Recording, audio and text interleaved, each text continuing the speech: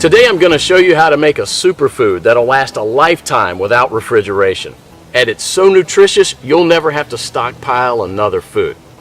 The food's called pemmican, and it was widely in use by the natives of North America and also by the Western explorers who would go for months without contact with civilization.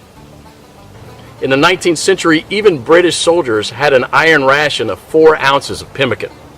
Many of these iron rations were found intact and edible as much as 50 years later. So let's just avert our gaze from modern survival thinking for a minute, and let's think about how the guys who explored the West 150 years ago did it.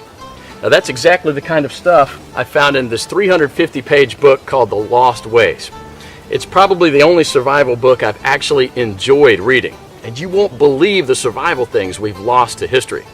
Now I found the pemmican recipe on page 48, and I decided to give it a go.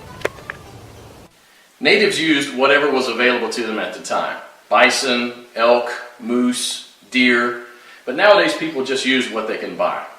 You just need to remember to select a low-fat red meat, and beef is perfect for this. So you'll need 6 pounds of beef, 2 pounds of rendered beef tallow, and 1/3 cup of strawberries or blueberries. And that's it.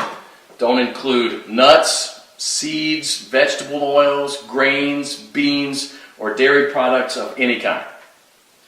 Now the first step is to dry the meat and blueberries. First you need to slice the meat very thin. You can use a very sharp knife like this one, or you can keep the beef in the freezer a few hours before slicing it.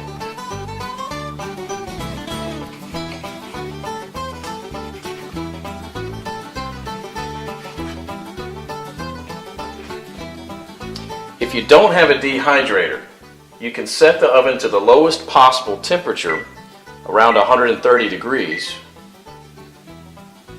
and put the strips of meat directly on the rack.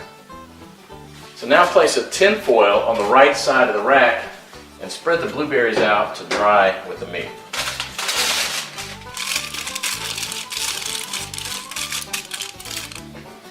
Place the rack back inside